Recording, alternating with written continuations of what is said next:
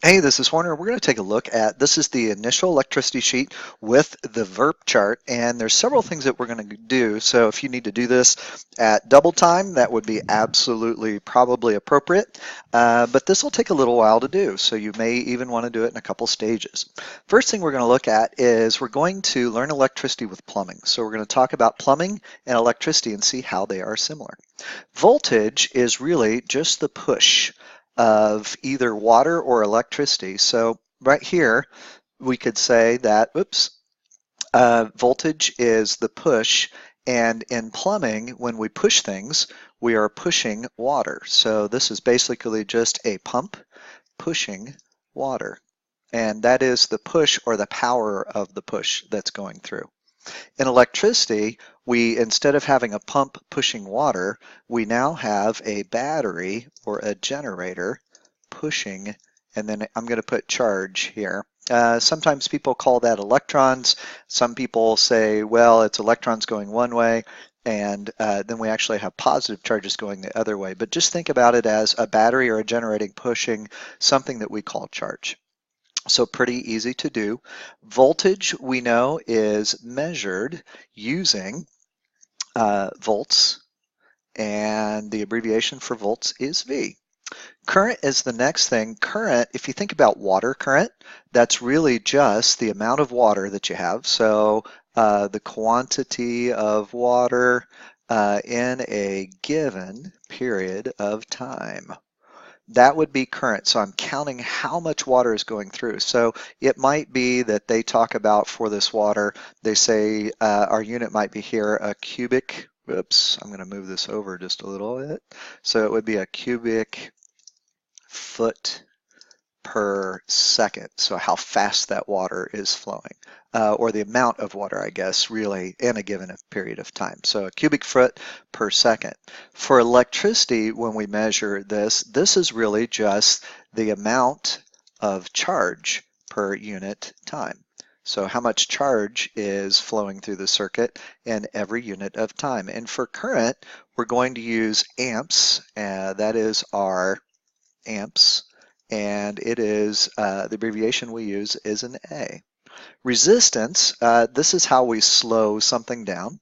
So if we're going to slow something down, we'll just put slowing here. Oops, S-L-O-W-I-N-G. And if I want to slow something down in plumbing, I can do a couple of different things. I can use a valve. So a valve restricts the water flow. Or you could think about narrowing a pipe or creating a nozzle. So any of those would work really well. Over here, when we talk about electricity, this is just using a resistor or a bulb. Either one of those is absolutely fine. When we measure resistance, we actually will use a something called an ohm, and I'm going to switch over to the magic pen that I've got here. And so this is measured in ohms, O-H-M-S, and our symbol for an ohm is this upside down horseshoe type looking thing. In plumbing, we already talked about those things, and we talked about electricity, what it is, so a resistor or a bulb. And then for power, power is the overall effect. So this would be the amount of energy in a unit time. So how much energy something has in a unit of time. So it's another rate. And the power of water, you might think about, they sometimes will cut steel and titanium with water. So they use a really small nozzle, and they use a little bit of sand, and they pump it out at really high pressures. So when they do that, they use it as a cutting tool for steel or titanium. Power and electricity. A lot of people think of things that are powerful. Maybe you might think about a Tesla coil. And the Tesla coil is one of those, it can be very big or very small, but it's a device that sometimes you'll see on TV and TV shows for science where they'll have somebody in a kind of a metallic suit made out of chain link, and they'll get close to this great big thing that will make an electric, looks like a lightning bolt come down and hit them. So that's a Tesla coil. Sometimes they play music with them too. So those are just some of the basic things that you need to know, and comparing that to plumbing to try to help you to kind of think about those things. Let's go ahead and take a look at the next thing. I'm going to go ahead and write stuff out on this part, and we've got several different circuits here. The first one is called series, and in a series circuit we only have one path. In a parallel circuit we have multiple paths. So a good example for a diagram of a series circuit is we have a battery. So whenever you do one line and then a short line next to it, that is a battery. A resistor is a line with a jiggled line in between. So this is a resistor. And another way to draw a resistor is a light bulb. A light bulb is actually a resistor. So you draw kind of a coil there and then you put a circle around it, and that is a light bulb. For this one path, I'm going to draw over to a resistor. I'm going to come down with another wire. Anytime you have a straight line, that's just a wire to another resistor. I'm going to come back up. So this is what we call a series circuit. A parallel circuit will have multiple paths that you can follow all the way around. So I'm going to come over here and I'm going to, let's just do it this way. Let's go over and then we'll come down and we'll put a resistor here. We'll go back up and put a resistor here, and then we'll come all the way over and back up and over again. So this one actually has more than one path. I'm going to show you each path. If you follow the yellow line, we go around the first path, so there's that one. And then if you start here and move around, you'll see that this is the second path electricity can flow through. By the way, this is the negative end of the battery, and then the longer line is the positive end of the battery. A combination circuit does both of these things, so it is actually, and I'm just going to write the word, oops, let's use a different color. It is a mix of the two, and I'm going to actually draw a combination circuit so you can see that later on. Now what we'll do is let's talk about these resistors. Let's say that this one is 2 ohms and this one is 3 ohms. So when you see voltage, resistance, current, power, and power second equation, all of these refer to each one of the resistors in the circuit. Let's call this one 2 ohms and we'll call this one 3 ohms. In a circuit, when we measure resistance, there is an equation that we will use, and that equation is, for series, is resistance, or the resistance in series is equal to, and then on the equation sheet for AP Physics, there's this funny sign, which means sum.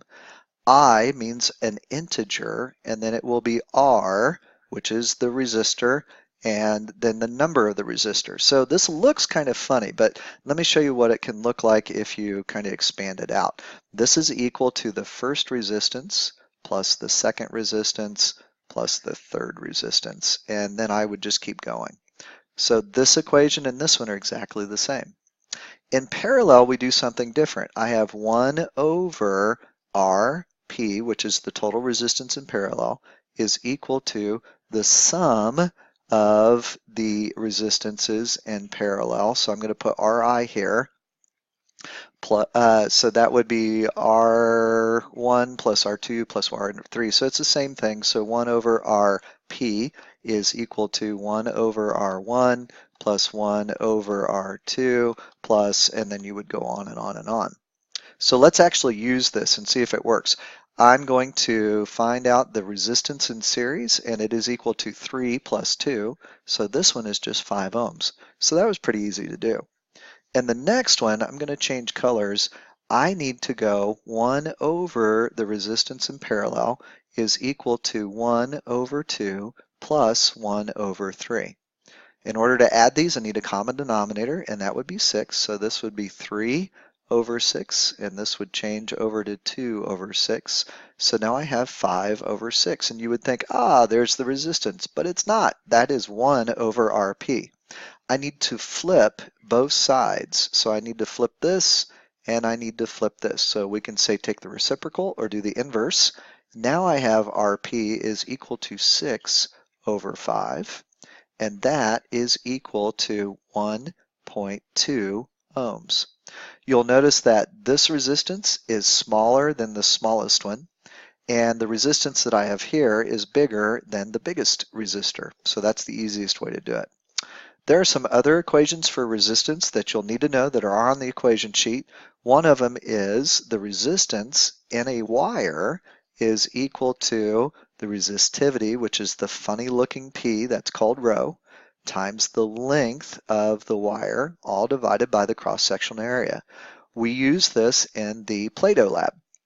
The other equation for resistance comes from the one that we use for current. Current is equal to I, which is equal to, I is equal to the change in voltage over the resistance. So here we can write V is equal to IR, and then here we can write R is equal to the change in voltage over the current.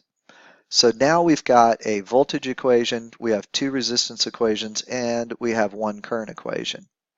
Since we're going to talk about current anyway, we'll also include this equation. I is equal to the change in the charge, Q, over the change in time. So we've said it was the amount of charge that flows per unit time. For series circuits, the current is always the same in the entire circuit, and I will show you an example of that here in a little while. In series, the voltage adds, and what we mean by that is if I have a 3-volt battery here, and then I look at the voltage in each one of these resistors, it might be that this one is -1 volt, and if that's correct, then this one would be -2 volts. So remember, all the resistors here and the voltages in them should add up to be the same as this, but it'll just have the opposite sign. So that's why we say they add. When you do add them, you want to make sure that you add them up and make them positive. In a parallel circuit, it's just the exact opposite. So as long as you remember what happens in series, in parallel, it is just the opposite. So the voltage is the same in the circuit. So if this is 3 volts here, then this one is going to have 3 volts, and this resistor will also have 3 volts. But the current will add. So if we calculated the currents, we would see that we could add the currents for each one, and that would be the current in the whole circuit. For the combinations, we're going to need to say that we have to mix the equations in order to find out what the current, resistance, and voltage would be in that combination circuit. So we'll talk a little bit more about that when we go to the VIRP charts. Power has a couple of different equations. Power is equal to IV, so I always think of poison ivy. So we'll just put these equations all the way across. They work for either of these. There's nothing special that you need to do. And so this is P is equal to IV. And the second equation is P is equal to I squared R. So that's the second equation. I will tell you the second equation is not on your equation sheet. You'll need to memorize this one. And actually, instead of memorizing, there's a better way to do it, and we will show you that later. But for right now, let's just say that we're going to memorize this equation, and then we'll go back and find out why it's I squared R. So now we have all of these. The only thing we need to do left is talk about what the unit for power is, and the unit for power is a watt, W-A-T-T. So I usually say in class, watt is the unit for power, like a question, but it's really a statement. That is correct. A watt is the unit of power. Let's go ahead and take a look at 3 different charts. The first chart is what we call a VIRP chart. So it's voltage, current, resistance, and power. And I know current doesn't start with an I, but I is the symbol for current. And we're going to do a circuit that we have in series. So let's make that circuit. We'll put in a battery. Let's call this battery 12-volt battery. And then we're going to come over to 3 different resistors. So let's put one right here. Let's go down this way, put another resistor, come down here, go this way, put in another resistor. These are really bad resistors, and then come back up. Let's call this one 7 ohms. Let's call this one a 4 ohm resistor. And then finally down on the bottom, let's call this one a 5 ohm resistor. So now I know the voltage in the circuit. I also know I have a 7 ohm, a 4 ohm, and a 5 ohm resistor. To start this, we always look and say, well, it's in series. So because it's in series, the voltage will add. The current is the same in the circuit, And then when I add up resistance, I use my equation. So I say that the total resistance in series is equal to the sum of the integers of all the resistances. So now we've got that. Let's go through and go ahead and put some numbers in. So I've got 7, 4, and 5. So this is 7, 4, and 5. These are each in ohms, so we know this is measured in ohms. This is measured in amps. This is measured in volts, and we will put those so we don't have to write the units down in the table. And power is measured in watts. What? That's right, that's what it's measured in. We're going to put a line across because now we are going to sum these and we want to have a total column. So I'm going to put a T here. 7 plus 4 plus 5 is going to be 16. And so this is 16 ohms altogether. We also know that in the entire circuit I have 12 volts. If I want to find current, remember voltage is equal to current times resistance, and so current is equal to voltage over resistance. So all I simply need to do now is just take my voltage, which is 12, and divide it by 16. So this would be 12 over 16. And if I do that, 12 divided by 16, I end up with a current equal to 0.75 amps. Remember we said that the current is same throughout the circuit, so we can go ahead and put in 0.75 for each and every single one of these. And now I've got to figure out what is the voltage drop in each one of these resistors. Remember, in the lab we did, each resistor in series takes a different amount of voltage. So it will actually do what we call drop, and we make those negative. So let's do the first one. If I take 3/4 of 7, I end up with 5.25 volts. So I know right here I'm losing 5, we'll make that a 5.25 volts. So I have some voltage left. 4 times 0.75 is going to give me 3. So this one loses minus 3 volts. And then whatever I have left will go to the 5 ohm resistor. So that's 0.75 times 5, and that is 3.75 volts. And that's what I would lose here. And at that point, I know that adds up to 12, and so from here on I would not have any more voltage available. To find the power, we can use one of two equations. We're going to just say that power is equal to IV, and that makes it easier on this one. So 5.25 times 0.75 gives me 3.94. The next one is 0.75 of 3, and that gives me 2.25. We're going to do 3.75 times 0.75, and that gives me 3.75, times 0.75, and that gives me 2.81. Then if I add all those up, I'm going to get the same thing as I do when I multiply 12 times 0.75. So I'm going to do 12 times 0.75 on my calculator, and I get 9. So 3.94 plus 2.25 plus 2.81 should be very close if it's not exactly 9, and then this is in watts. I just want to remember this is the unit for power. So that is the first one. It is a series circuit. Let's go ahead and take a look at the second one. The second VIRP chart here is going to be for a parallel circuit. So let's go through and make a parallel circuit. We're going to use the same numbers we did last time, but this time we're going to have 3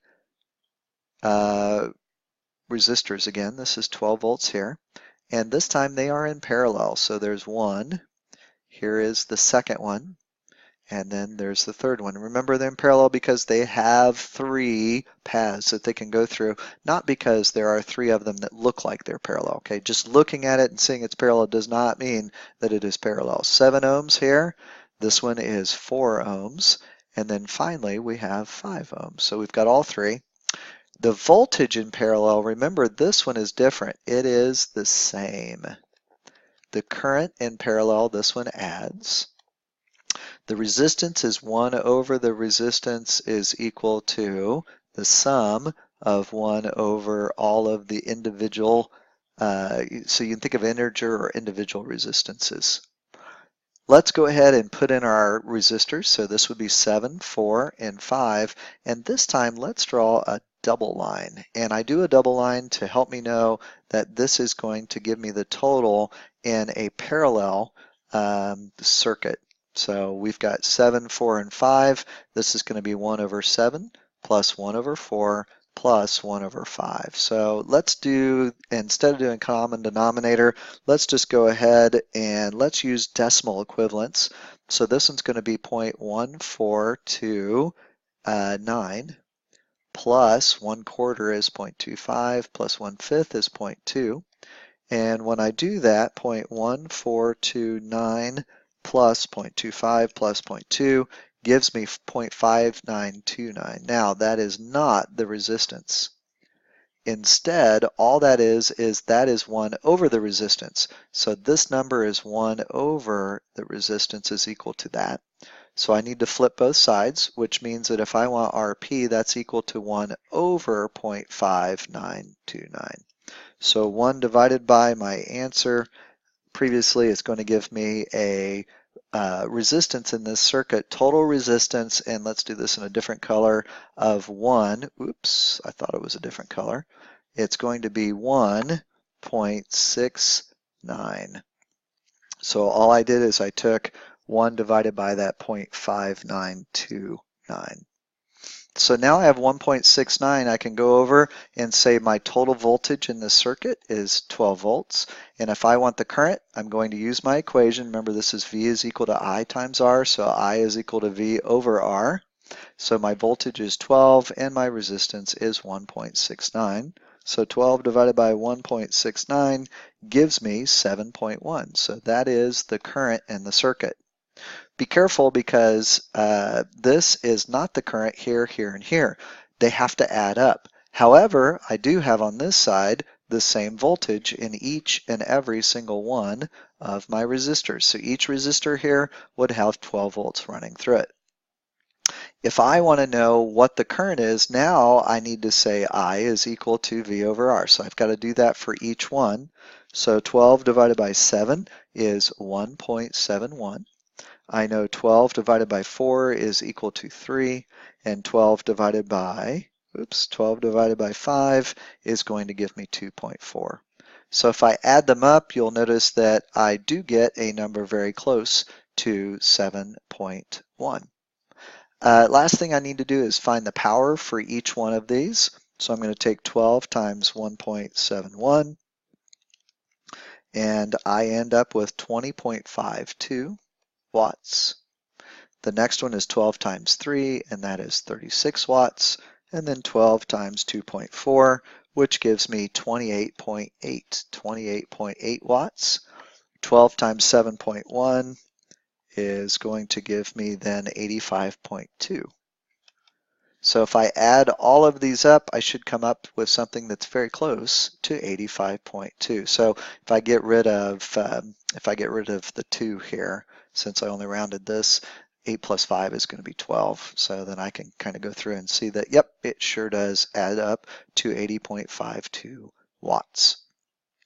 That is how you solve in parallel. The last one that we need to do is going through and taking a look at a combination circuit. So for this combination circuit, we're going to use the same thing we've been using, but this time we're going to put a resistor here, and then we're going to do our 2 resistors that are in parallel.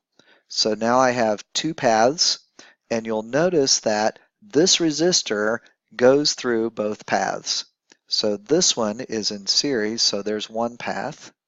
And then the other path I'm going to do in yellow, that'll keep us from having any trouble. And you'll see that I have to go through that first resistor twice because I always have to go through it to go through either path. We know this one is in series and these 2 are in parallel. Even looks like all 3 look like they're in parallel, they are not.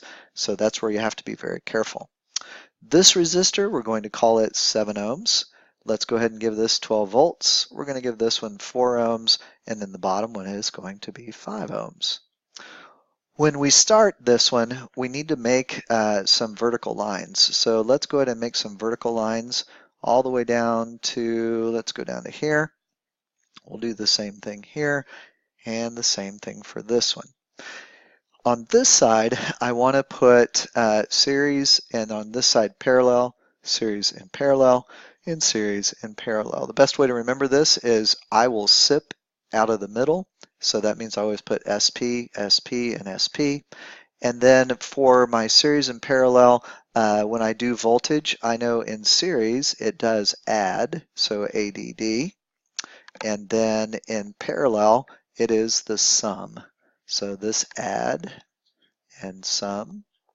And then this one, I've got to do the resistance in series is equal to the sum of the resistances.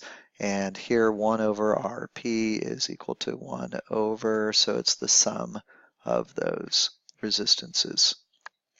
That's an easy way to kind of go through. Oops, this I put wrong. Let's go back and check that and undo that and redo it. So this is sum, and then this is add, okay? So SP, SP, SP, you'll notice that this is A, S, S, A, okay? And that's probably the easiest way to remember what to do. So SIP, so I know it's SP, SP, SP, then here I have A, S, S, A. And then these are just for the resistances. Cool. Let's go through and put in first our parallel. We always want to start, so we're going to start here with the parallel in this circuit. When I start with the parallel, this is 4 ohms and this is 5 ohms. I want to add those up, and because I want to add those up in parallel, I want to put 2 lines to indicate that I am going to find out what the total resistance is in parallel. I want the total resistance in parallel. To do that, I'm going to have to add 1 over 4 plus 1 over 5. So 1 over 4, and this is kind of weird, but I'm going to put this right here. So 1 over 4 is a quarter, and a quarter is 0.25. And I'm going to add to that 1 over 5, which is plus 0.20. So that gives me 0.45, but remember I need to do 1 over that, so 1 divided by 0.45 gives me 2.22. So this resistor, this 2 things here are going to give me a total of 2.22 ohms. And I'm going to go over here now, I'm going to circle that resistance in parallel. I'm going to lightly cross these off. And I'm going to say now this whole thing has a resistance of 2.22 ohms. 2.22 ohms. Now I could take the 7 and the 2.22 and put them together.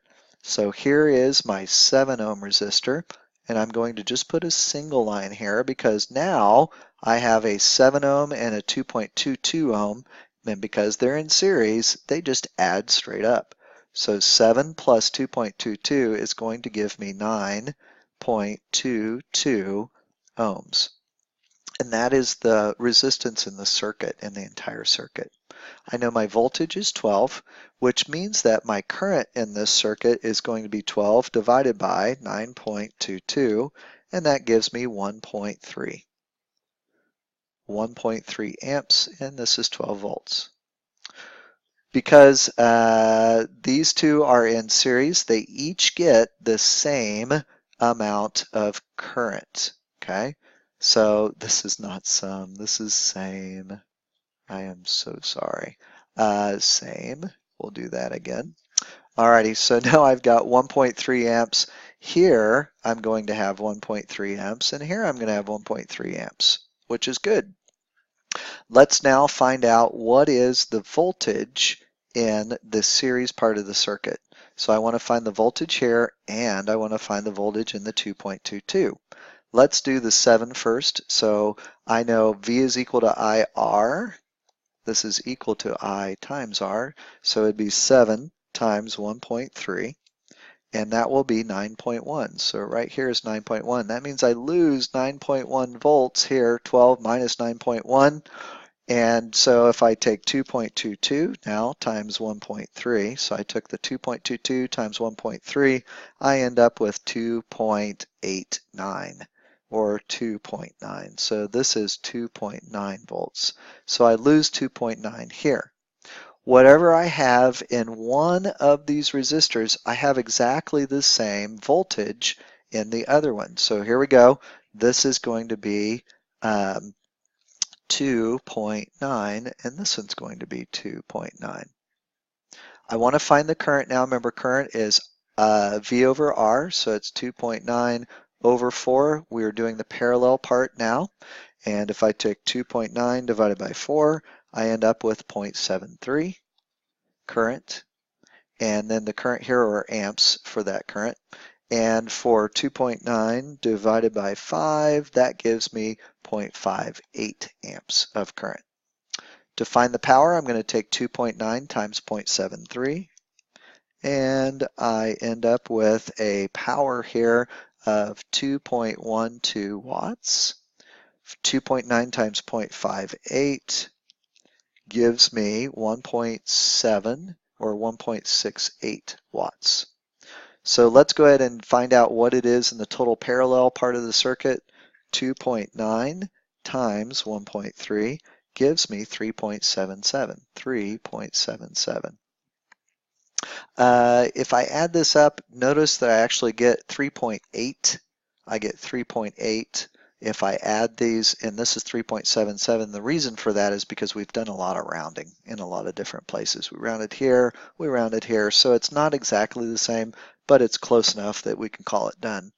9.1 times 1.3 is the next power we need to do. 9.1 times 1.3, and that gives me 11.83 watts. So finally, we need to multiply 12 times 1.3, and that gives me 15.6 watts. And that should be what I get when I sum these up. So 7 and 3 is 10. That's correct. 8 and 8 is 16. That's correct.